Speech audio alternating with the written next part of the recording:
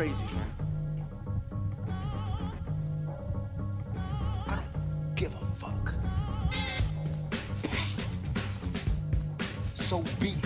Cause I get loose, and I got troops and crazy juice.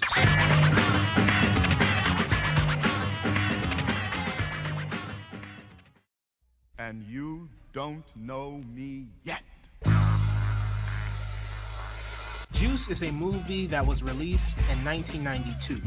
At that time, I was a little boy, and I remember watching this movie called Juice starring Tupac Shakur.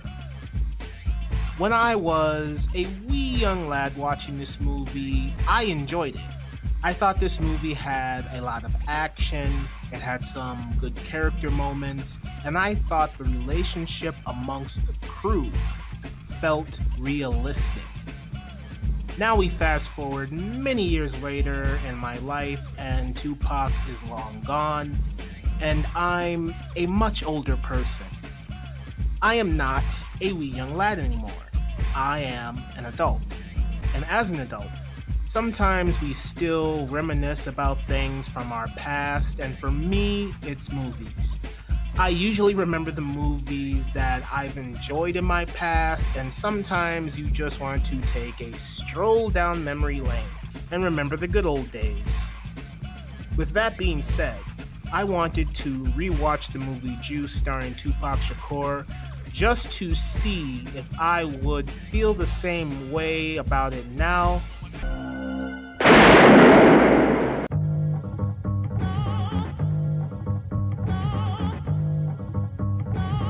The movie begins with an opening credit sequence, and it is amazing. The soundtrack score is phenomenal. I love the introduction scenes of each character here. We're first introduced to Q, and Q is a local DJ. He just wants to make it big. And I loved his reaction when his mother woke him up. Excuse me, young man, what did you say? That's how I used to feel every day when I had to wake up to go to school. We see Bishop, who is played by Tupac Shakur, and we don't get a clear idea of what his lifestyle is or his relationship with his family. It seems pretty basic. His grandmother loves him. Oh, morning, baby. Breakfast is ready. But his father, not so much. He seems a little out of it. We have Steele, who is played by Jermaine Hopkins, and he is the funniest character in this movie. Yo,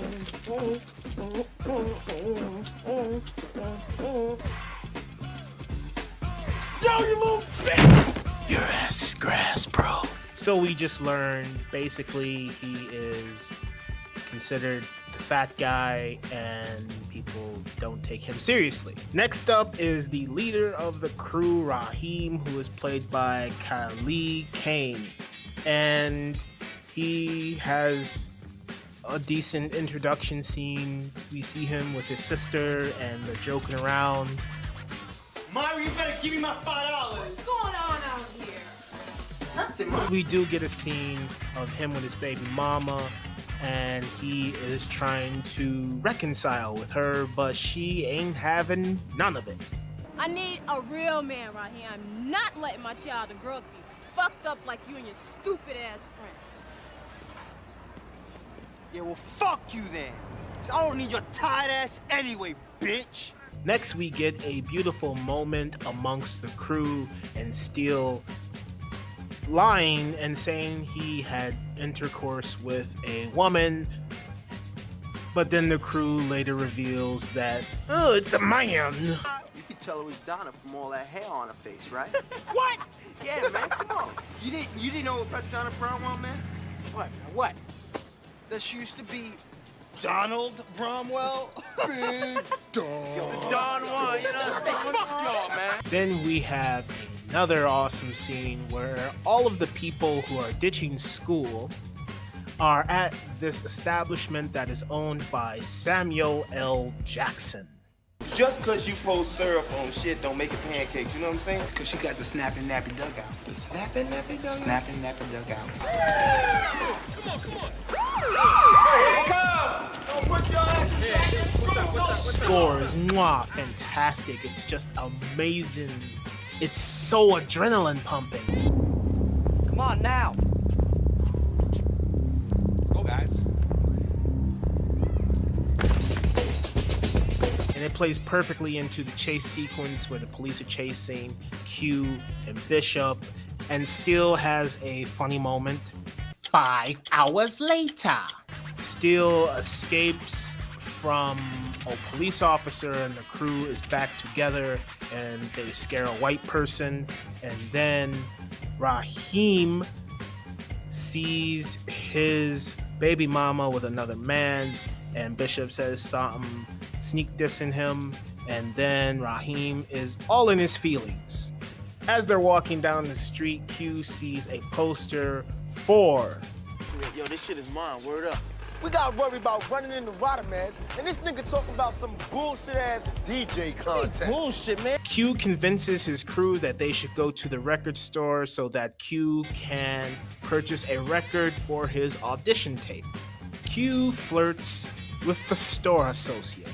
While Q is flirting, Steele takes all of the albums and puts it in a newspaper, and it's a pretty comedic moment.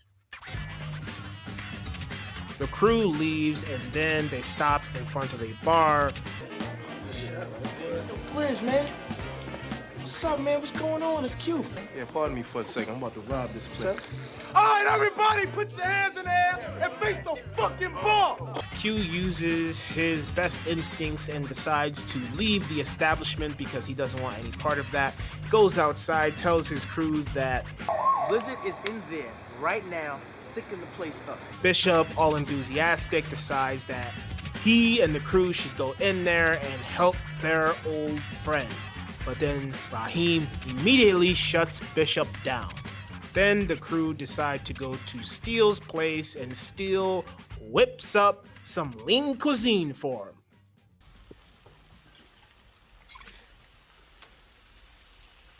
him. Gotta get it right, buddy. Once Bishop learns what happened to their old friend, he goes off on a tangent, and Q and Bishop get into an argument that destroys their friendship. You fucked up, man. Don't turn your fucking back on me, nigga. Hey, y'all broke the fucking banks, man! You're like brothers. Fuck that. You are brothers. Now fuck that. We used to be like brothers. We learn that Q has an older girlfriend, and it seems like a very nice relationship.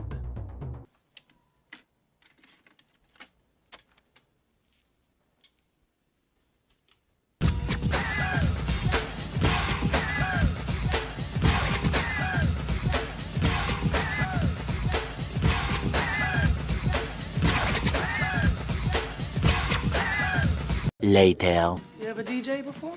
Yeah, you know, around the way. Make tapes for my boys, stuff like that. You know what I'm saying? Yeah, you local. Q tells his crew that he is in the battle. Once again, it's on. What you talking about? It's on. Man, what this nigga talking about now? Q later finds out that Raheem and the crew decided to rob Old Man Quilles, and Old Man Quilles is a guy who owns a local grocery store. And I thought this was a bit odd because earlier in the movie, Raheem said, Man, you know how much money is in there? Check day. We are in there, man. Let's just go. I said no, man. That shit is out. and now all of a sudden he's talking about robbing Old Man Sweets. But then I put two and two together and I said, well, maybe that scene when he saw his baby mom with someone else affected him emotionally and he got all in his feelings and he started thinking, hey, you know what? Why don't I just rob somebody and take the money and then maybe I can support my baby using that. That's what I got from it, at least, because I thought it was quite the character change for him. But then I thought, maybe that one moment affected him. So Q's still wanting to do his DJ battle. Raheem decides that they'll use that as an alibi for their plan. We get to the DJing battle, and it is fucking epic.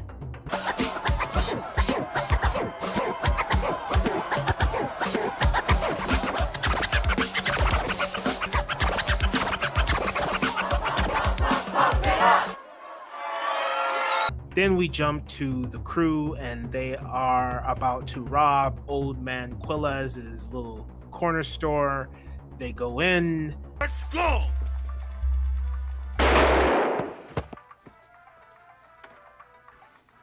Now the crew, and especially Steele, are petrified, and they convince Raheem to take the gun away from Bishop, but then Bishop is too caught up in the thrill of it all.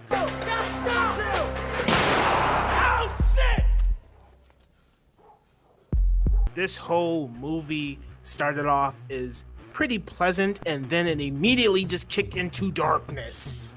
We get into a scene where Jaheim Hopkins, who plays Steele, is just selling the fact that he is emotionally scarred from what Bishop just did to Raheem. Back at the DJing competition, Q is completely distressed. The police arrive, and we get a pretty good interrogation scene that seems a bit corny and cheesy, but it works. Now Raheem is dead, and we see a pretty disturbing scene where Bishop is hugging Raheem's mother. Tupac Shakur, sold it perfectly in this scene. I felt like I was watching a horror movie. Bishop is confronted by Radamez, and Radamez is a guy who likes to bully Bishop. At the beginning of the movie, we saw Raheem save Bishop from this rival gang. Fuck that little Puerto Rican maricon! Raheem ain't here to protect you no more.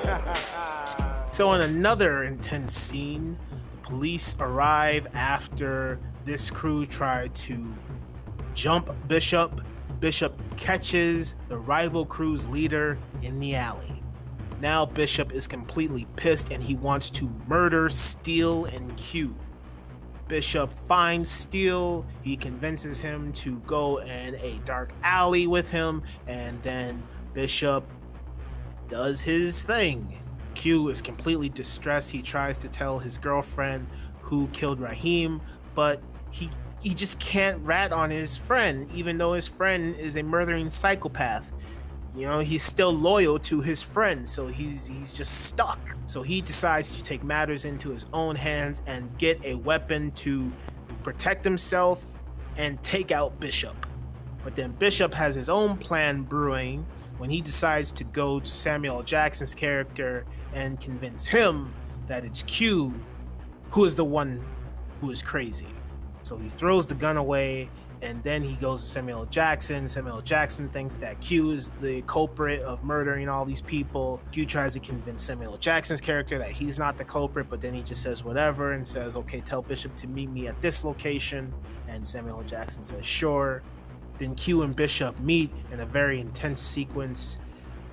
And I would say out of this entire sequence, here are my favorite parts. You ready to die, nigga? Yeah.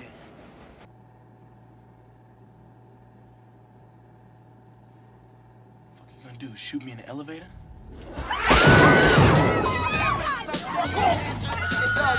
Then we get a rooftop scene that is intense, but it ends abruptly where Q and Bishop get into a scuffle.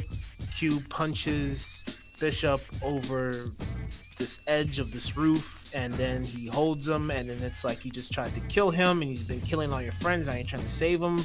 I mean, I thought you didn't give a fuck, bro. I feel that at this point, Q feels that even though you've murdered all of our friends and you've gone crazy, I still love you. We're still brothers. I just feel like the movie could have made that more apparently clear, because I feel like this whole third act is kind of rushed, and this whole rooftop sequence is as intense as it is, it still just feels odd and rushed, and I don't like it all that much, and it's just abrupt, and it happens too quickly. Q loses his grip, Bishop falls in darkness, and dead. And then Q walks past this guy, and the guy says, You got the juice now, man. and then the movie's over, and then I just was like, oh, okay, that's pretty good. And then we see the last and final shot of this movie.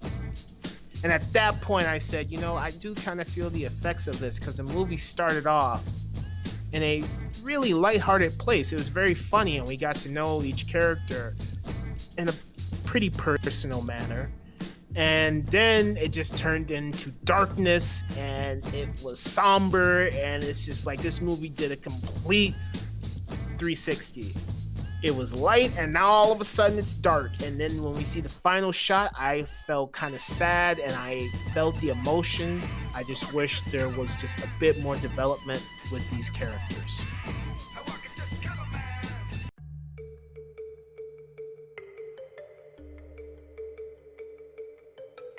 My verdict for this movie is it's good. It's a good movie. I remember when I was a kid, I loved it because there are lots of good moments in here. But now that I'm an adult, I feel that I want more from a movie. I want more character development. I want to get in the psyche of these characters, right? I want to feel them in my soul and in my heart. And I want to leave the theater still thinking about these people. And with this movie, I like the beginning of it. I like the first two acts. The first act is set up. We get these beautiful character introductions. We learn about the crew and how they operate, and it's amazing. We have an amazing action scene here. Then we get into some dark stuff where the crew decides to rob this person, and then Bishop goes crazy and kills this person, and then Bishop kills Raheem, and it's scary, and then Steele's selling it perfectly, and Q's stuck in the middle of this, and he doesn't know what to do, and then Bishop's just on his murderous rampage. And at the third and final act, it just feels rushed, where like I feel there should have just been more development with these characters. Like, we got enough from them at the beginning, but then as it progresses, we just get some vague information about them. Like, what is the deal with Bishop and his father? Why is Bishop so obsessed with wanting the juice? And the definition for this movie, juice, is power and respect. You want people to respect you. And it kind of makes sense because he's being bullied by a rival gang, and there's nothing he can really do about it. He's just maintaining this facade of like, whoop your ass, I don't give a fuck about your crew. And then when Bishop's crew shows up to save him, he's all extremely cocky because he knows he's protected. But then when he's not protected, he's mad at his crew, and then he's just like, okay, I gotta fend for myself, and I'm not to be fucked with. So he decides to just blow this guy away. He shoots him. And it's like, it seems like, okay, he's been fucked with for this whole time. And then like the scene with him, Bishop and Q, is intense because Bishop explains that, and so I understand it. I get into his head, but I want to know him. Like, why? I don't feel like there is enough emotional layers to these characters. And I would say Steele is the character who gets the least amount of information in this movie. We don't learn a lot about him. He's just more comedic relief. And then when he's sad, I feel it because I love Steele as a character. Like, he seems like he's the most good-hearted person in this whole movie. Because Raheem seems like he's selfish. Oh, we're going to rob this place and you're going to help me because I need money, because I want to impress this woman. And he doesn't even give a shit about what Q's doing as DJing. And then Q, I would say, is the second best person in this movie because he has a goal, he has a dream, he's Black history in the making. But then his friends, Raheem and Bishop, have their own self-interest and they don't give a fuck about what Q's doing. Steele, yeah, talking shit about him, but he's not just going off on his own thing saying, oh, fuck what you're doing, we're going to do this. So it seems like even though they were a crew, they were still only invested in their own self-interest. And it seemed like Q and Steele are the two people in the crew that are not only in their own self-interest, but they also want to help out, with the crew and be like, yo, I want to lift you up. Steele's the comedic relief, and then Q's like, yo, I got these ambitions and goals, and I'm still riding with you guys, but you're not helping me out. And it seems like he's trying to, as soon as Bishop kills Raheem, Q's trying to separate himself. He's still hanging out with Steele because Steele hasn't done anything wrong. But then Bishop is the one who's crazy, and then Q's like, I need to stop this guy. So it's a very good movie. I just feel like there just should have been more character development in there. But it's got some good scenes, some good character moments. Got a fantastic soundtrack. I love it. The soundtrack is amazing. The directing is amazing. Acting is amazing. Certain sequences are amazing. Character moments are amazing. I just wanted more. And that's all I have to say. So as always, thank you for watching, and I will talk to you next time.